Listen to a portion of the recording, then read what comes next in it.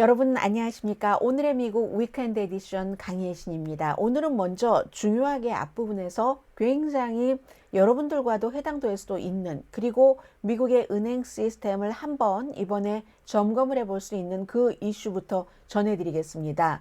그리고 나서 이제 여러 가지 내용들을 여러분들께 전해드릴 텐데요.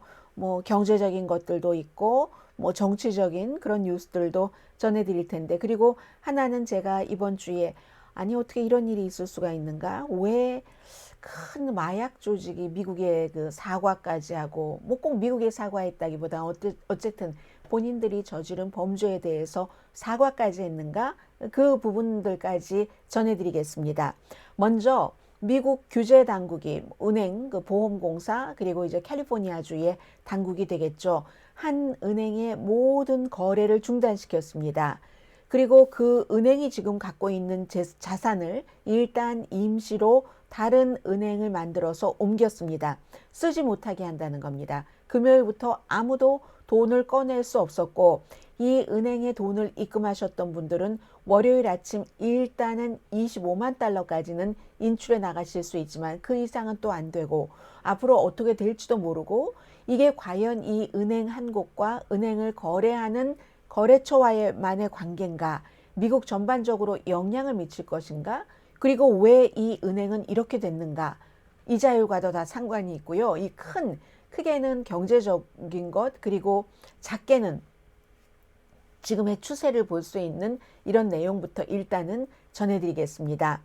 미국 규제 당국이 실리콘밸리 뱅크, 그래서 실리콘 as 밸리 V 뱅크 B SVB, 이렇게 이제 앞으로 약자로 실리콘밸리 뱅크로 부르겠습니다. 미국에서 16번째로 큰 은행인데요. 이 은행의 돈을 왜 정부가 전부 가져다가 다른 데다가 묶어놨을까? 그만큼 은행이라고 하는 것은 미국이 1929년도에 공황이 있고 나서 야 이거 큰일 나겠으니까 돈을 보호를 하겠다 해서 연방보험공사에서, 그런 거 있잖아요. FDIC, 저희 광고를 들으시면 여러분들 많이 아실 텐데, 그런데 이 은행은 위험하다 해서 더 이상은 금요일부터 돈을 찾아가지도 못하게 하고 했습니다. 그러면 앞으로 이것이 어떻게 되는가? 이 은행과 거래를 하고 계시는 분들, 은행의 예금주, 대출 받으신 분들, 그리고 이것이 꼭 이 실리콘밸리 뱅크에만 해당되는가? 은행계에만 해당되는가? 전체적인 경제에 영향을 미쳐서 3월 22일과 22일에 있을 연방준비제도에 어떠한 영향을 미칠 수도 있는가? 여기까지도 다 함께 뭉쳐져 있는 이슈이기 때문에 전해드리겠습니다. 우선 이 은행은요, 실리콘밸리 뱅크라는 은행입니다. 실리콘밸리 뱅크라는 은행이 1983년도에 만들어졌는데, 이 은행이 1983년도에 만들었었을 때는 미국이 이제 그 스타트업 같은 것이 많지 않았던 데이기 때문에 거의 스타트업 하는 회사를 일반 회사에서 성공할지 실패할지도 모르는데 어떻게 그 회사에 융자라겠어 하고 외면할 때 실리콘밸리 뱅크가 그런 업계에 전부 돈을 대준 겁니다. 그런데 지금 돈이 다 사라진 건 아니에요. 16번째로 큰 은행까지 몇십 년 만에 성장을 했고, 특히 팬데믹 기간 동안에 아주 많이 테크놀로지, 기술주가 발달했다는 것은 스타트업이 발달했다는 것이기 때문에 그때 엄청 컸습니다. 엄청 컸다가 어느 날 갑자기 문을 닫을지도 모르는 최악의 상황에 지금 이런 형편에 나온 겁니다.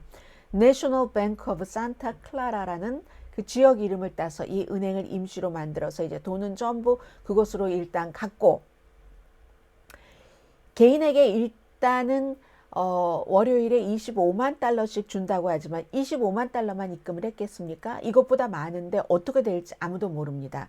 추후에 발표를 하게 될 거고, 그럼 이 은행이 어떤 은행인가? 또 예금주들은 어떻게 해야지 되는가? 왜 이렇게 됐는지도 너무 중요하고요. 경제와 다 연관이 돼서 다른 은행들은 문제가 없는가? 이런 모든 것들을 지금부터 전해드리겠습니다.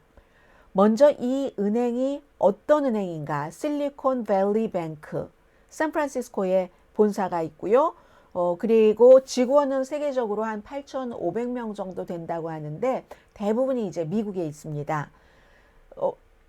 자산이 현재 2,090억 달러, 예금은 1,750억 달러. 이 회사도 이제 다른 곳에 많이 투자도 하고 하지 않았겠어요? 그래서 자산과 예금과는 차이가 있고요. 미국 벤처 스타트업의 반이 이 은행과 거래를 합니다. 다른 은행에서 쳐다보지도 않았기 때문에 기후변화와 관련된 업계의 회사 어카운트만 1,500개를 갖고 있답니다. 대단한 거죠? 그리고 이제 캐나다의 온라인 그 상거래 그 샤피파이도 이 은행과 거래를 하고 있습니다. 그럼 이 은행이 왜 이렇게 됐는가? 그렇게 16번째로 큰 은행이라면서 만약에 완전히 은행이 문을 닫게 된다던가 하면은 2008년도에 이제 그 워싱턴 뮤추얼 이후에 처음 닫게 되는 건데 이틀 사이에 그렇게 됐습니다. 물론 갑자기 이 상황에 왔지만 서서히 그랬던 것도 사실이죠. 여기는 이자율도 연관이 됩니다. 수요일에 은행이 돈이 이제 체크앤밸런스가 맞아야 되잖아요. 미국의 이제 연방 규제 당국에 따라서 20억 달러가 모자랐습니다. 이런 것들이 CNBC가 쫙 보도를 했죠. 그리고 나서는 누구냐면은 바로 이 사람 지금 이제 뱅크를 이끌고 있는 사람입니다. 돈을 빼가지 말아주세요. 저희가 여러분들 어려울 때 많이 도와드렸잖아요. 그러니까 저희가 어려울 때 도와주세요. 그레고리 베커라는 CEO가 빼가지 마세요. 했는데도 사람들이 돈을 빼갖고 60% 주식값이 폭락했습니다. 목요일 날 420억 달러를 인출했어요. 회사가 전체적으로 2,090억 달러 자산이 있는데 하루에 420억 달러를 인출했죠. 그리고 나서 금요일에 다시 이제 결국은 저희가 돈을 구하고 있어요. 구해서 밸런스가 맞으면 되잖아요. 밸런스를 맞추지 못했습니다. 25억 달러를 구하지 못했어요. 자산 증자에 실패한 겁니다. 그래서 결국은 연방 디파짓, 연방 예금 그 보험 코퍼레이션에서 FDIC에서 실패했다 하면서 주식값 또 막 내려가고 해서 거래 중지. 주식시장이 뭐가 막 이럴 때도 거래 중지 되잖아요. 은행에서 2008년도 이후에 처음으로 16번째로 큰 은행이 SVB라는 은행이 거래가 중지된 겁니다. 그럼 지금부터 이제 예금주들은 어떻게 하는가? 누군가 이 은행을 산다면 그렇다면 아주 아무렇지도 않게 소비자들은 상관없이 은행 이름만 바뀌고 다시 오픈하는 게 가능합니다. 그런데 이게 좀 복잡해요. 왜냐하면 그 보험공사에서 은행이 막 자산 갖고 있고 뭐 이런저런 것 개인은 보험 그게 보호가 되는데 회사 모든 것이 다 보호가 되지 않기 때문에 이 회사가 지금 갖고 있는 그런 자산의 93% 실사주간지 타임은 85%라고 하는데 대부분 93%가 커버되지 않는 것으로 봅니다. 투자가들은 골치 아픈 거죠. 지금 이렇게 됐죠. 그래서 83년부터 바로 이 CEO가 저희를 도와주십시오. 저희가 여러분을 도와드리지 않았습니까? 하는 그것을 보면은요. 아무도 스타트업, 벤처 회사의 어카운트를 열어주기도 전에 돈을 빌려주고 다른 은행이 꺼려할 때 위험하니까 돈만 주고 떼인다. 스몰 비즈니스 하시는 분들이 스몰 비즈니스 융자 받으러 은행에 가시면 저희가 믿을 수 없어서 안 되겠는데요. 담보 없이 안 되겠는데요. 하는데 스타트업 벤처 기업이 무슨 성과가 있겠습니까? 지금부터 해서 성공하면 성공한 것이고 아니면 아닌 것인데 그때 이제 이 은행이 돈을 많이 빌려줬었고 그리고 지난 5년 동안 실리콘밸리 엄청난 붐이었습니다. 그래서 이 은행도 붐이었죠. 클라이언트도 또 돈을 많이 버니까 캐시가 엄청 늘어났잖아요. 그랬더니 또 캐시가 늘어나니까 돈을 넣어둘 은행이 필요했고 그래서 이 은행이 빌려주는 것보다 예금이 더 많아지기 시작했습니다. 그런데요, 은행은 빌려줘야지 높은 이자율을 받고 돈을 버는 거잖아요. 누가 은행에 돈을 너무 많이 맡기면 물론 체크앤밸런스가 맞아야 되지만 너무 많이 맡기면 거기에 대해서 이자를 줘야지 되고 별로 은행이 돈을 벌지 못합니다. 숫자로 보여드리겠습니다. 2017년 이 은행이 2017년부터 21년까지 막 테크놀로지 활발하고 그럴 때 예금이 4배가 인상됐습니다. 예금이 그만큼 많아졌어요. 그랬는데 유용자와 대출은 그게 이제 230억 달러에서 660억 달러 정도로 늘어났거든요. 예금이 440억 달러에서 1890억 달러로 늘어나는 동안 유용자 대출은 230억 달러에서 660억 달러로 늘어났습니다. 이 완전히 그냥 이자율을 그 은행에서 지불해야지 되는 돈이 많아진 거예요. 그리고 또 뭐 돈도 있고 하니까 그 사이에 투자도 뭐 다른 곳에 막 채권 이런 데도 투자도 하고 했죠. 투자도 하는데 투자할 때는 뭔가 그 투자하는 상품도 비쌌을 때 투자를 했는데 갑자기 최근에 세상이 달라져 버렸잖아요. 이자율이 1년 사이에 엄청 올라갔습니다. 인플레이션 때문에. 연방준비제도가 제일 중요하게 생각하는 것은 인플레이션이기 때문에 인플레이션을 잡으려고 이자율을 막 올리니까 사람들이 확실하게 뭐가 보이지도 않는 스타트업에 투자를 하겠습니까? 돈을 꿔서 투자를 안 하죠. 그리고 나서 이 기술주 같은 데도 아주 어려워졌고 지난해에 얼마나 어려웠습니까? 그런 일들이 일어나면서 말하자면 벤처 캐피탈의 대박이 사라진 겁니다. 본드 값도 내려갔고 은행이 아무튼 위험해졌죠. 그동안은 또 예금을 좀 많이 해서 그 이자를 주고 하는 게 그랬는데 갑자기 벤처기업도 전에는 돈을 너무 잘 버니까 빌려가지는 않고 은행에 두고 여러 가지 수입을 가져가더니 그 돈을 다 빼가는 거예요. 이 벤처기업에서 본인들도 운영비로 써야지 되니까 벤처 캐피털 기금이 없기 때문에 은행 클라이언트가 완전히 예금을 다 이제 빼가기 시작하는 겁니다. 그래서 2021년도에 보다 2022년도에는 예금도 많이 빠졌죠. 해서 이 은행이 뭔가 체크 앤 밸런스 균형을 맞추려고 하면은 전에 비싸게 사놨던 본드를 채권을 지금 싸게 팔 수밖에 없었다는 겁니다. 그래서 좀 균형이 안 맞는 거를 맞추고 하다가 그 우리가 뭐 돌려막고 한다고 하잖아요. 체크도 개인 체크 이쪽 저쪽 시간 벌고 돌려막고 하다가 수요일에 20억 달러, 25억 달러가 모자라서 결국은 금요일에 실패했기 때문에 거래 중지가 돼버린 겁니다.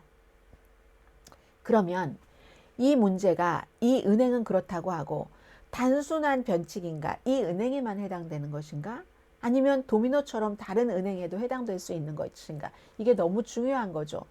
미국은 이제 1929년도에 미국 경제를 무너뜨린 그 대공황을 봤기 때문에 연방보험공사를 만들었고 연방보험공사가 개인 225만 달러까지는 일단은 보호를 해주지만 회사 것 큰 돈은 보호를 하지 않는다는 이게 있잖아요.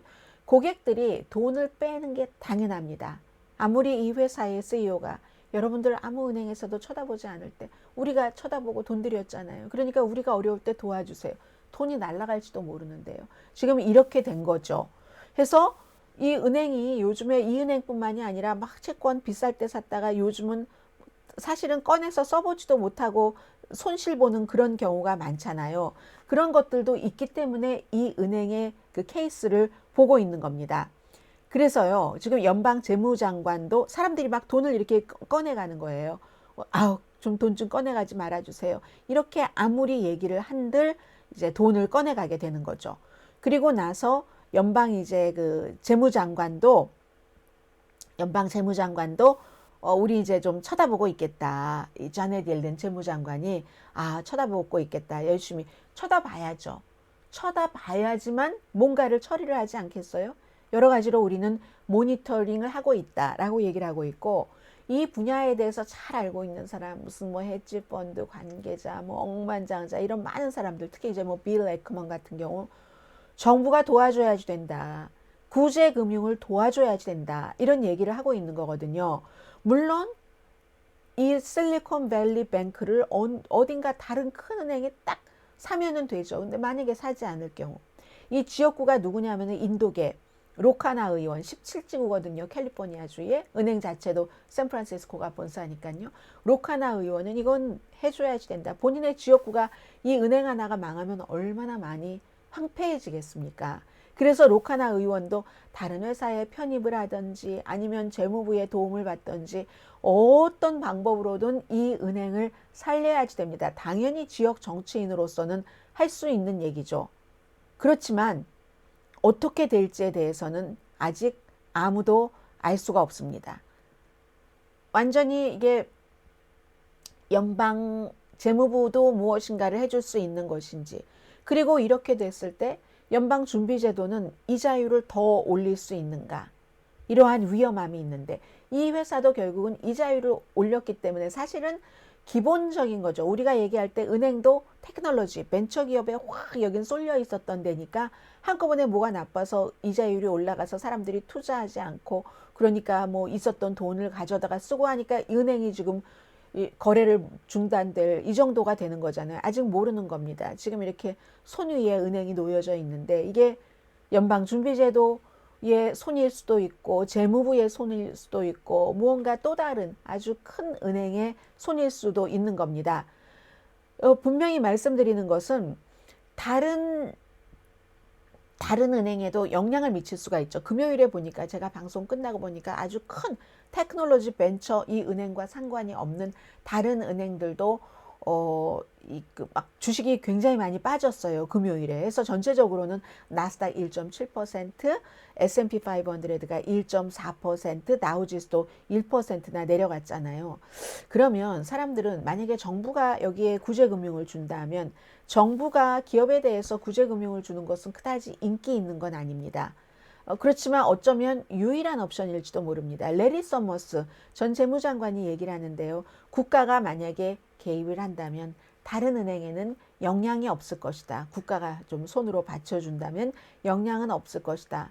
많은 사람이 그렇게 기대를 하고 있죠. 정말 국가가 해주던 누가 해주던 뭔가 해주기만 하면 아무런 일이 없기를 희망을 합니다. 그러나 알 수 없는 일입니다. 그러나 이제 알 수 없는 일이라는 것을 말씀을 드리고요. 왜냐하면 그리고 어떻게 될지 몰라요. 월요일에 일단 25만 달러씩 개인들 그것은 찾아갈 수 있게 하고, 그 다음은 너무너무 all about SVB, Silicon Valley Bank. 지금 전부 관계자들은 의논을 하고 있을 겁니다. 이게 너무 중요한 뉴스였고요. 그리고 이제 경제에 대해서 좀 말씀을 드리겠습니다.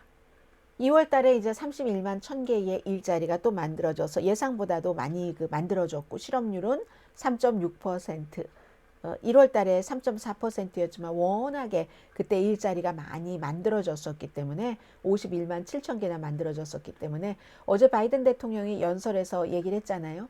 인플레이션이 지난해 여름보다 30%나 줄어들었다. 제가 경제 정책을 잘 폈습니다 하는 얘기입니다. 가솔린 가격도 많이 내려가고 있고 더 내려갈 것이다 하는 것까지도 강조를 하고 있는데, 이럴 때 이제 뭐 이렇게 일자리 아직도 괜찮으니까 연방준비제도가 이 SVB, 실리콘밸리 뱅크가 거래 중단 그 전까지도 모든 매체, 모든 전문가들은 전부 이달 말에는 0.5% 이자율 인상을 할 것이라고 생각을 했습니다. 그리고 그렇게 될 때 실업률이 아무래도 조금 높아질 것이기 때문에 바이든 대통령은 선거 대선 출마를 앞두고 별로 좋지 않은, 바이든에게는 그런 소식이라고 말씀드렸는데, 연방준비제도가 어떻게 될지, 어떻게 이 이자율 처리를 할지 또 하나의 변수가 생긴 겁니다. 경제적인 데이터 이외에요. 그리고는 이제 경제적인 분야에서 바이든 대통령이 6조 8천억 달러의 예산안을 지금 딱 그렇게 발표를 했어요. 근데 말씀드린 것처럼 대통령의 예산안이 의회에 가자마자 죽어버렸습니다. 대통령 예산안 안 받습니다. 공화당에서 10년 동안 빚을 3조 달러나 줄이면서 이제 메디케어 같은 것은 전혀 손대지 않는 게 아니라 그대로 2050년까지 보호를 하면서 아무것도 안 하고 있으면 2028년도에 뱅크럽시 되거든요. 메디케어가. 그러면서 그럼 돈을 어디서 마련하느냐 했더니 부자도 그냥 이만저만한 부자는 아니고 억만장자에게 세금을 조금 늘리고 기업의 세금도 늘리고, 그리고 돈 많이 벌어서 회사가 직원들에게 뭘 해주고 하는 게 아니라 그 회사에 주식만 사들이고 한다면 그럴 때의 세금을 좀 늘리고, 이렇게 해서 돈을 모으겠다 이런 얘기입니다. 그랬더니 지출 줄이고 메디케어 확보하고 세금을 공평하게, 왜냐하면 부자들은 일반 사람보다 저도 이제 봉급을 받고 일하지만 몇십 퍼센트 세금 내잖아요. 그런데 부자들은 주식 투자 이런 것 때문에 세금을 내서 훨씬 저보다 세금률이 작거든요. 1년에 40만 달러 미만 버는 저보다 낮거든요. 그러는데 이제 당장 이런 게 나오니까 공화당에서 이제 그 안은 죽여버렸다고 말씀을 드렸잖아요. 프리덤 코커스가 공화당에서 가장 프리덤 코커스가 강성 우파입니다. 프리덤 코커스에 이제 이 가운데 있는 사람이 그 스캇 페리라고 펜실베니아의 가 지역구인 의원인데 강경파 극우 의원입니다. 이 의원이요. 그래서 바이든 대통령이 코미디 투어 하는 걸 난 몰랐네.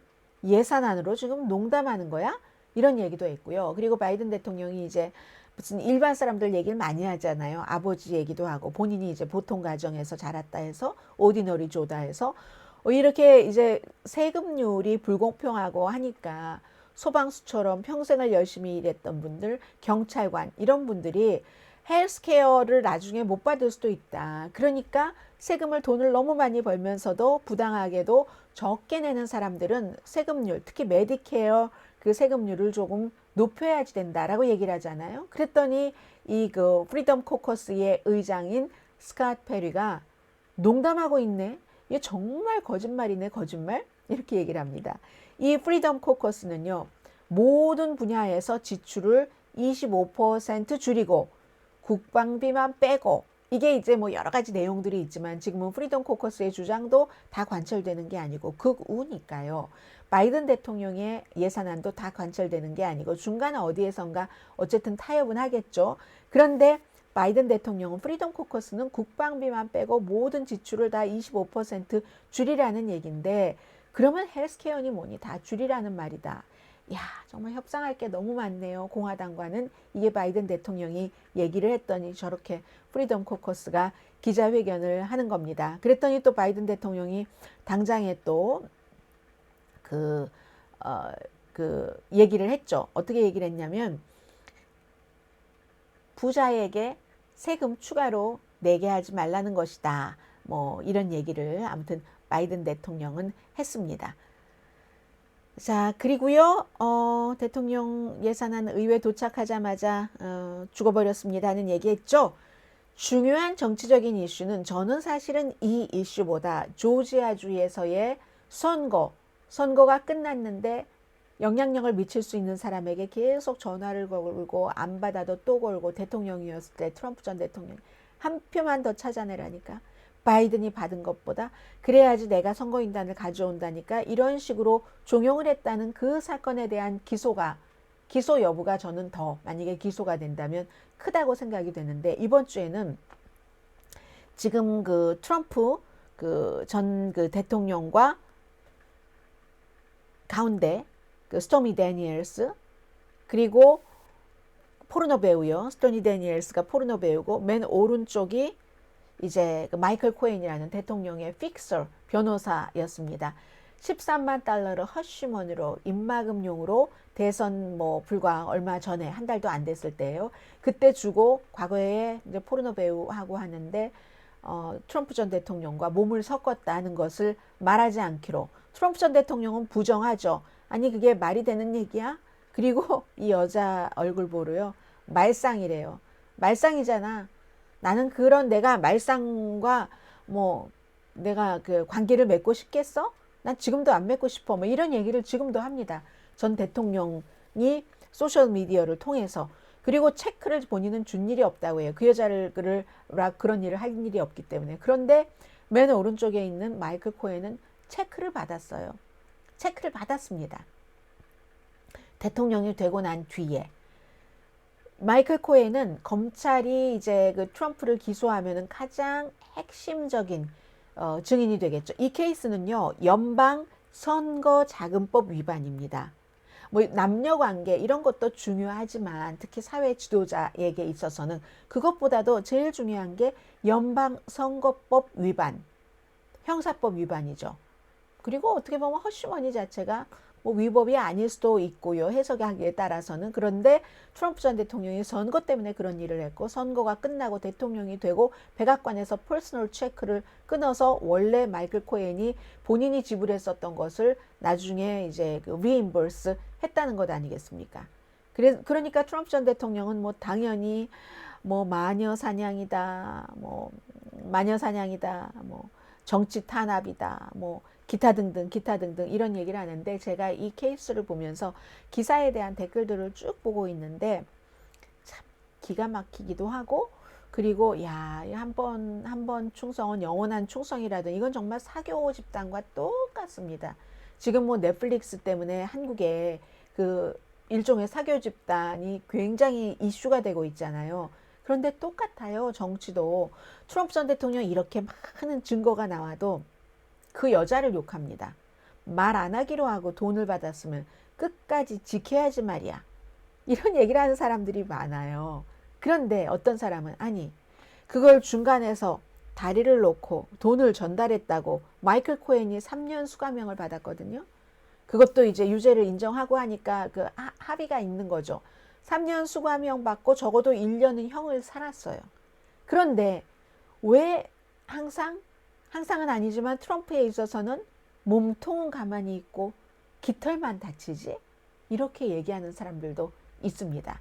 그래서 트럼프 전 대통령은 내가 기소돼도 대선에 출마하는 것은 변함이 없다라고 얘기는 하고 있지만 그러나 언젠가 쉽지 않은 일이 있을 수도 있는 거죠. 지금 의사당 폭동 사건도 그렇고 의사당 폭동 사건에 대해서는 이게 그 누구죠? 론 디센티스 플로리다 주지사의 경우에는 본인은 이제 코비드 19에 대해서는 조금 부담감이 있지만 플로리다에서 코비드 19을 뭔가를 조치를 취하지 않았기 때문에 많은 사람들이 아팠고 그러나 적어도 의사당 폭동 사건에 대해서는 난 트럼프와 다르다 하는 것을 얘기할 수 있는 사람이잖아요. 그런 면에서 이제 이건 다르다 하고 보시면 될 것 같고요. 그리고 제가 뭐 비슷한 그런 케이스인데 마지막으로 이 사람 사진을 좀 보여드리겠습니다. 이 사람이 그 터커 칼슨이잖아요. 왜 터커 칼슨? 이 사진은 뉴욕타임스인 것 같은데 가면이잖아요. 탈, 주물, 주자. 얘 탈이 아니라 가면, 주물, 주자. 그쵸? 가면이 탈이죠. 탈, 주물, 주자. 개인적으로는 혼자서 박스에 다른 파워풀한 호스트들과 트럼프가 징글징글하게 싫어. 뭐 시드니 파웰 등등도 어쩜 저렇게 거짓말 이런 식으로 얘기해놓고 방송에선 계속 아니라고 하잖아요. 지금도. 두 얼굴의 사나이라는 겁니다. 탈, 주물, 주자. 그런데도 아직도 박스 텔레비전만 보면서 이 터커 칼슨을 보고 하시는 분들이 굉장히 많으시다는 것 또한 전해드립니다. 제가 오늘 여러분들께 지금 새로운 그 시험을 하고 있기 때문에 이거 오늘 할 수 있을지도 모르겠어요. 사실은 카메라를 2개를 켜놓고 있거든요. 그래서 시선을 저기에 둬야지 되는가 여기에 둬야지 되는가 왔다 갔다 처음 해보는 일인데 아무튼 한번 해보고 있습니다. 그래서 이쪽도 봤다가 이쪽도 봤다 하는 거니까요. 가운데를 볼까요? 그러면 또 너무 뜨나요? 아무튼 모르겠습니다. 모든 일은 완벽하지 않기 때문에 저도 더 좋은 방송 그리고 조금 더 많은 이슈들을 여러분들께 말씀을 드리기 위해서 여러 가지를 연구하고 있는 중입니다. 마지막 이슈 전해드리죠. 멕시코의 마약 갱단이 뭐 걸프라는 이름이었었죠. 본인들이 그 갱 단원을 경찰에 넘기고 사과까지 했습니다. 미국인들이 의료관광, 뭐 백부래요. 복부 비만을 제거하기 위해서 미국과 국경에 있는 그 멕시코의 한 주의 그 의료 거길 가려고 하다가 납치당해서 2사람 숨졌잖아요. 한 사람은 다리를 다치고 돌아왔고 또 한 사람은 안 다치고 돌아왔는데 여기에 대해서 4명의 미국인을 납치한 것 우리가 정말 잘못했습니다 하고 심지어 마약 갱단도 이렇게 사과를 합니다. 멕시코의 갱단이 우리가 원칙 없이 우리가 일을 그렇게 하지 않는데 우리 스스로의 룰을 깨고 마약 갱단들도 룰이 있다는 거예요. 그 동네에서 살아남으려면 어느 정도 지지를 받아야 되잖아요. 그래야 때로는 숨겨주기도 하고 때로는 눈 감아주기도 하고 대신 또 그쪽을 지켜주기도 하고 이런 다 약속과 무슨 관계가 있는 거죠. 정치인과 범죄자들만 결탁하는 게 아닙니다. 범죄자들과 일반인들도 때로는 어쩔 수 없이 같이 살아가는 거잖아요. 우리가 원칙도 없이 룰도 깨고 그 룰이라는 게 죄 없는 사람은 절대로 다치게 하지 않는다 하는 룰이라고 얘기를 해요. 성명을 쭉 썼어요. 그렇게 얘기를 했는데 왜 그럼 이 사람들은 이렇게 하면서 누구다 하고 범인들이다 하고 경찰에 이렇게 그 사람들을 보냈거든요. 평소에 그토록 갈취, 살인, 납치 그리고 그 같은 공포로 지역을 꽉 잡고 있으면서 왜냐면요. 우리는 이 파워풀한 그 마약 카르텔이긴 한데 쟤네와 달라. 아직 정확한 원인을 아주 100% 확실히 알 수는 없지만 스콜피언스 그룹과 달라 우리는. 스콜피언스도 파워풀한 카르텔입니다. 우리는 스콜피언스와 달라. 이런 얘기. 아니죠. 그게 아니라요. 이 걸프라는 큰 곳에 스콜피온이라는 작은 지부가 있는데 이 작은 지부에서 지금 이런 일을 저질렀다는 겁니다. 그래서 우리 큰 그 스콜피온은 이거가 아니야 했는데 우리 스콜피온은 시나올라 카르텔과 달라. 이제 라이벌 카르텔이요. 시나올라와 우리는 달라 하는 것을 보여준다는 겁니다. 그래서 어떻게 보면은 이게요.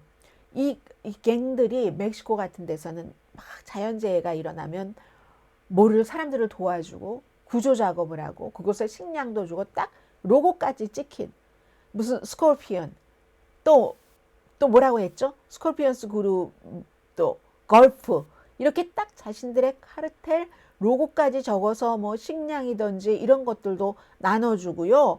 사람들을 구하는 작업에 힘을 보태는 건 당연하고 자신들의 이니셜까지 써서 그 식량 봉투에 공동체라는 것을 강조를 하고 있습니다. 그리고 본인들의 영역 밖에서 무슨 뭐 아동을 상대로 범죄를 저질렀다든가 도둑질을 했다든가 하면은 또 그걸 말하자면 직결 재판에 넘기는 식으로 판사도 하고 배심원도 하고 법 집행자도 합니다. 이 마약 카르텔이 정치가 강하지 않는 곳에서는. 그러니까 우리가 실수했다. 우리 걸프 카르텔에 속해 있는 스콜피온이 실수를 했기 때문에 우리는 사과한다. 범인은 경찰로 보냈다. 이것으로 끝 홍보하는 거예요.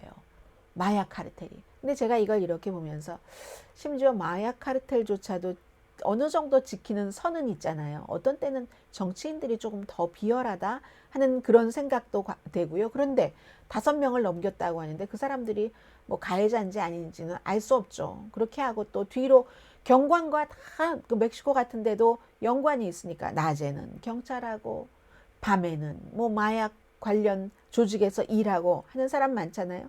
카르텔과 국가 사이에서 왔다 갔다. 어떻게 보면 특정 지역에선 카르텔이 국가일지도 모르죠. 마약 카르텔이. 그러니까 거기서 살 수 없다 하면서 난민 신청을 하고 험하게 미국으로 오고 있는 겁니다. 저는 그래서 이번 주에 그렇게 아닌 범인들을 어쨌든 진범인지 아닌지는 모르지만 우리의 것은 아니다 하고 이 사람들이 이렇게 했잖아요. 굉장히 인상적인 사과하고 건맨을 경찰에 넘긴 미국인 4명을 납치한 이것도 또 미국인이니까 이런 일이 있을 수도 있었던 거고요. 멕시코 대통령도 사과했잖아요. 자, 오늘 여기까지 일단 전해드리고 또 한국 밖에서 본 한국 시간에 뵙겠습니다. 오늘의 미국 위켄드 에디션 강혜신이었습니다.